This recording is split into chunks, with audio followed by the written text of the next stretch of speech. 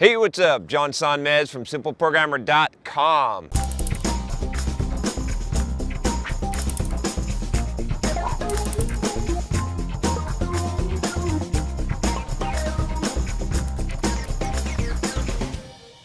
So I got a question today that it's more of a rant. It's not really a question, but you know what? I'm gonna answer it anyway. I'm gonna address it. And this question or this rant says that seniors that are not seniors, and I'll read a couple of excerpts from it. But essentially, the asker or the ranter goes on to say, I've been at a company for a couple of years now, and I'm only starting to realize that senior developers seem to only be seniors by the amount of time they have been there. They always fall back on wanting to do the old, decade-old, or custom ways they are used to doing things when there are much more modern practices. So he goes on to give some examples of like using dependency injection. And then he goes on to say, that in additional info, more ranting, he says that for me it goes to saying that to be a senior developer, you should be participating in personal growth or of your development skills. Otherwise, how do you mentor your team? And so he's feeling hamstrung because he's got all these new ideas, right? And he's studying, and he doesn't necessarily have as much experience as some of these senior developers, but he wants to do some of the modern practices. He talked about hexagonal architecture, DDD, domain-driven development, all these kind of things. So here's the thing. So you're going to deal with this, right, in the software development world. You're going to deal with this in any world, but you're going to have seniority, especially in larger companies, older companies, where seniority is going to be by experience, by number of years being there. You've probably heard people say that you can be a developer with 10 years experience, or you can be a developer with 1 year's worth of experience 10 times. And that's very true, and it's going to be true in just about any profession. I did this video that some people got really upset about, where I said that I could basically learn anything in 3 months. You can check that out. And I talked about how that I could basically get myself to the skill level of someone that might even have 10 years experience in doing something in just 3 months time, simply because most people, what they end up doing is they get 1 year of experience 10 times. And this is just the default that you're going to have to realize. So you got to, first of all, think in your head that this is just how it's going to be, and expect that.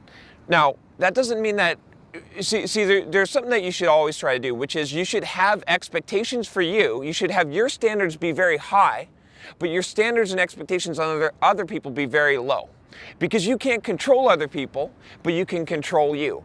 And so when you come into a situation thinking of that, you hold yourself accountable into a higher standard. So you as a senior developer, or you as a developer, you expect to have personal growth. You expect to increase your development skills. You expect to learn the newest and latest technologies and to apply them as you can, right? But you don't expect from other people that same level of commitment, because it's just not going to be there, and you're going to be disappointed most of the time.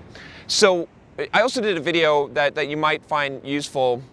I can't remember what I called this, but you can check it out here. It's basically about the dark side of software development. It's about how that it's always going to be, it's never going to be the environment that you want it to be. I'll try to find the video if we can here. But anyway, here's my advice in this situation. Like I said, first of all, hold your standards high, like I said already. But in addition to that, what you need to do is not come from a place of thinking that you know it all, because there is another side to this coin, which is that we have a lot of fads that appear in the software development industry, and sometimes some of the new stuff that you think is the best stuff, it's not robust. It hasn't been time tested, right? It may fade away, and next week there's a new fad. So even though you're on the cutting edge, That doesn't mean that there's not some wisdom from some of the developers that have been around a long time. It also doesn't mean that they're not just lazy and that they are not developing their skills. So you got to balance that out. Don't come from the position of thinking that you know it all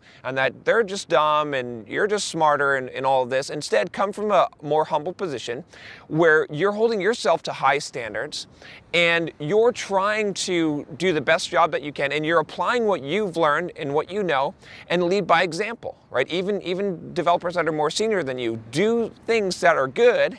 Don't preach to them, okay? And see how it works. And as you start introducing these things and they're valuable, hopefully people will pay attention. But you can only control what you can control. Do the best job that you can, and you just might have to deal with it. It's just the environment. But at the same time, also recognize that some of these senior developers that may appear to be dumb to you, try to get some understanding. Ask them some questions. Say, well, why do you do it that way? Say, well, you know, I heard of this thing. It's called domain-driven development, and here's kind of the ideas about it. What do you think about this? I know that you've been here for a while and you have a lot more experience than I do, so I'm curious about this. What do you think about this concept? Now you're changing the thing around. Now you're actually looking to them for advice, and now they're more likely to evaluate the thing that you're showing them. Whereas before, if you're like, oh, you guys are idiots, I can't believe you don't know this. Of course, gosh, you guys frustrate me so much because you should use DDD.